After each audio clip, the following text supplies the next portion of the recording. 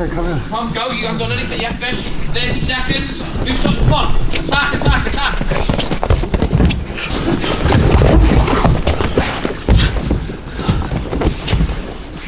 20 seconds.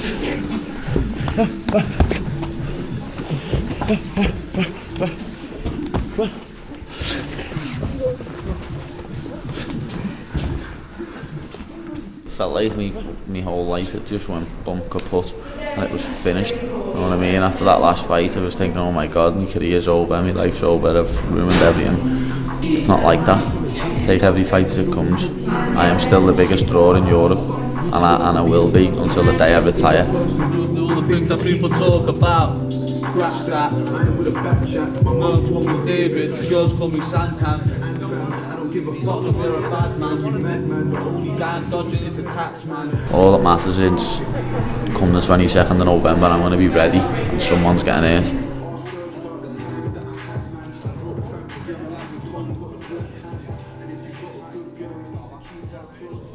3 shots, step back, backhand, yeah, so 1, 2, 3. Yeah. That's it. Good, and again. That'll suit you well, lad. And again, 1 more. Good. Drop the body. Now feint and go to the head. Oh, Fran's like your angry little brother. Yeah. He is like my little brother in the gym, but and outside the gym, but he can still help me, you know what I mean? Just because I'm further in my career and I'm pro and he's amateur and he's younger than me doesn't mean that he hasn't got tips from me and he hasn't got part of my game where he can help me improve, you know what I mean? Fran's a boss boxer, he's boss on the pads, he can help me improve in them areas just like I help him improve in his grappling, his wrestling, his jiu-jitsu, you know what I mean? And he can mentor me just as much as I can mentor him. That's what some people who are pros and who are higher up in the game don't appreciate, you know what I mean? You think they're better than some people and no one's better than anyone when you're on this mat. Anyone can help anyone can improve you in a different area what someone else can't who is better than you, you know what I mean? It's that simple. Pad and Ellis and Vent and that, they've all helped me from when I was 14. I've sparred Paddy since I was like 14, him just helping me. So it's obviously going to bring me on, but it is what it is. It's only going to make me better, isn't it? Training with it like better people than me. So. We're not like any other gym. We're a family, you know what I mean? We are, that's what we are. Every other gym, they're all different. They all look at each other in different lights. We're like a proper family. It's that simple.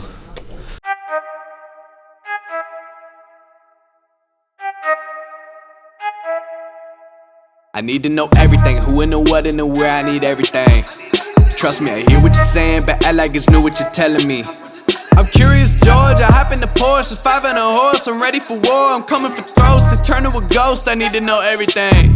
Now you be surprised at the info you get is by letting them talk, so I'm letting them talk. Gotta keep quiet, maneuver in silence, then let them in, chalk up their body, another one body, that's just how it go. I got some secrets, I'm shaking the game so they stay on their toes. Stay in your lane, I to stay on the go. I can play with the pros and act like a rookie, so they overlook me. Then I double up again, none of their knows, none of them cold. They just got lucky but never adapted, so I'm turning to wonder if it's coming to blows. My enemies cutting it close, I let them think that they got me, but what do you know? I had them beat before we ever spoke, I'm ready for smoke. I need to know everything, who and the what and the where, I need everything.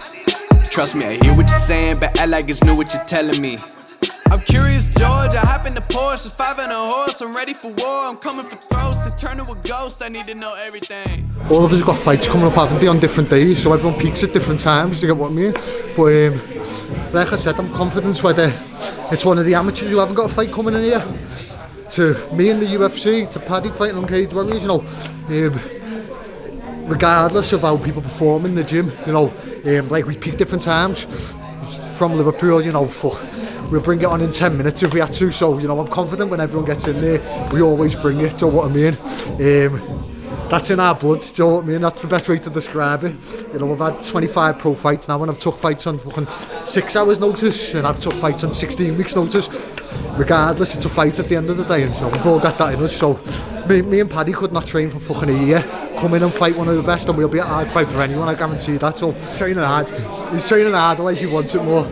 So as long as Mona hasn't went down, but he is training a lot harder, yeah. And it's good to see, because obviously one of us trains hard, it brings us all on.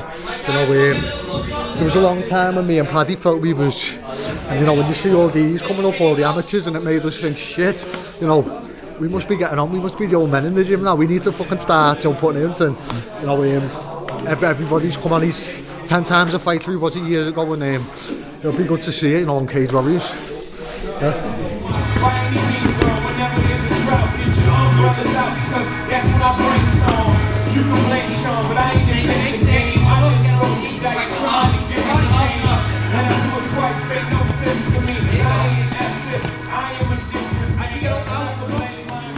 Feels good, strong. Gets on your back, you're not fucking getting off. Yeah, a couple of weeks out, he's looking good. It's good for him. Get back in there. He's been off for a long time now, over a year now I think, so it's good for him to get back in there, and good to see him back to being the old Paddy instead of being miserable. Anyone would be hungry if you were sat out for a year, but it's even worse because his last fight went a bad fight, he could have won it, you know what I mean? So more annoying because it's injury, he couldn't train too much either, so it's good that he's back training full time and he's looking good, can't wait for it. They always say, don't they, the comeback is harder than anything else, you know what I mean? The setbacks show what real fighter and real heart you've got. When they're going, everything's going sound, lad, it's sweet, you know what I mean? You're just getting on with it, you're doing that. But then it's the setbacks what prove what real men and real fighters are, you know what I mean? Plenty of fights there could have faked injuries, especially the last one, it would have even been faking it, you know what I mean? I would have just pulled out with an injury, but I never, because I'm a man and I wanted to fight in front of my home city and win a world title. It never went my way, you know what I mean? And I've learned things from that, I've learned a lot, I've grew up a lot.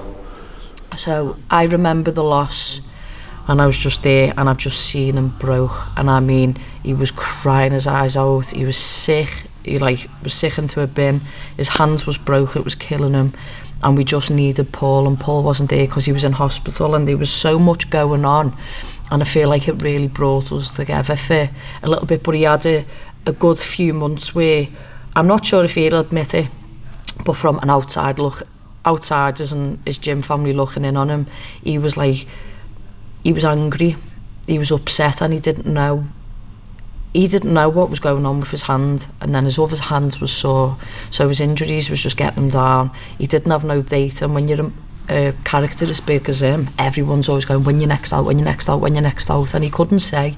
So we had so much going on, and then probably not putting salt in the wounds, but then when you had, everyone was on a tear in the gym, and then me and Fishy was doing really big things in the UFC.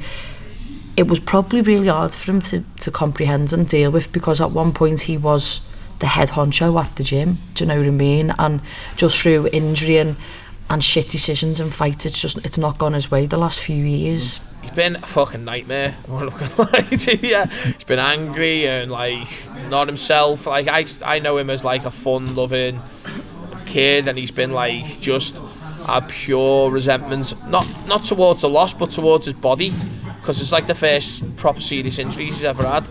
So for him it's been a very frustrating period for him, and then now he's on the road to recover. You get to see the fun him back, you know. It's good to see, because that's the side no one sees of it really. Everyone thinks they know people because they see them on social media or they see them fight. They don't know them, you know what I mean? At the end of the day, he's a 20-something year old lad that wants to fight and he can't. Do you know what I mean? He doesn't know nothing else. No. After that last fight, lad, I cried myself to sleep for about 2 or 3 weeks. Some days I'd wake up and I'd just cry, you know what I mean? Done the same a few months ago where I was just thinking I couldn't fight again because of my hand, you know what I mean? People think we're fighters and they're tough, they're this, they're that, they can get through anything. Oh lad, it's hard for all of us, you know what I mean? We're just normal humans, just like everyone else is. We just do something, we fight, you know what I mean? And people don't see it that way. You've got to understand it from that perspective as well. We're not made out of iron. We still got feelings, we still got emotions, and they can bring us down. On the exterior, on the outside, we are very strong, you know what I mean? But on the inside, everyone's just the same. Anything can get someone down, you know what I mean? He's made little adjustments outside the gym where he's not as angry as what he used to be. He's not stressed, and I generally believe he's getting older. He's more sure of himself, and he knows the pressure of Liverpool's not there. Do you know what I mean? It's London. He's always had his best performances in London.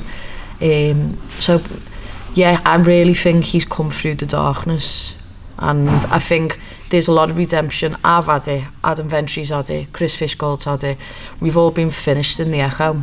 Even though we wasn't finished, we've all had to come back. It was like that. They call it like the slingshot, don't they? Like you have to go all that way back before you can catapult straight ahead. So I think as a team, we've all had to go through that, and we know how to navigate to winning.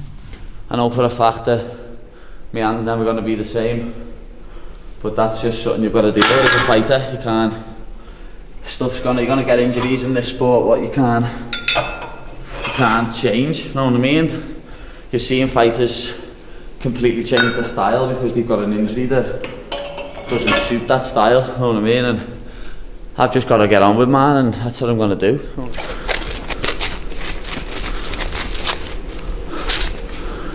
Broke the scaphoid bone, which I ended up finding out is the hardest part of your body to fix because it has the least amount of blood flow to any other bone in your body here.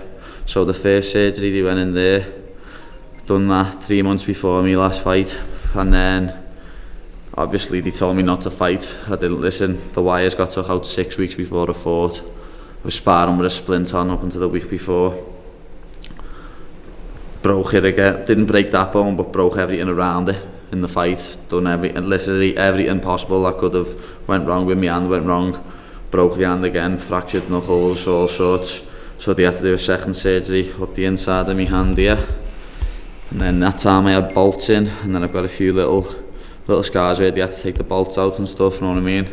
My hand got infected and everything when it got done. Where I was like doing little bits of training with the cast on where like up here, because I can't not train, you know what I mean? I'll go insane.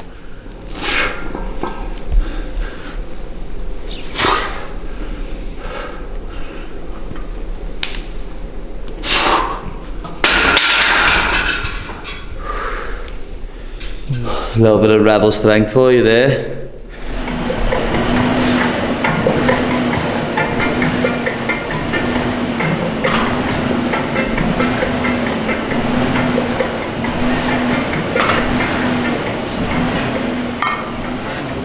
So far I've got one more to do. I've done 9 1.5 minute rounds as hard and fast as I can. And this isn't easy, let me tell you. When my coach first put this in for me, I was like, what? You're taking the piss, aren't you? But I'm about to smash the end of it now.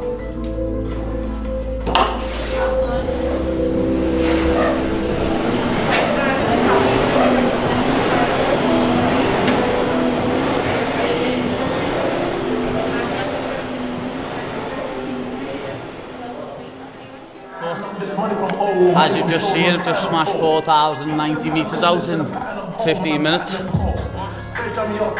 Fittest I've ever been. Lactic acid burning through my arms, but I still got it smashed. I can't wait for the 22nd. I can't wait. Everyone in here pushing me. All my coaches pushing me. No one's going to be able to fight as hard as I can.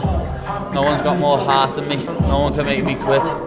So, the only way you're catching me out is by clipping me on the chin and knocking me out, and as you know, Scousers don't get knocked out.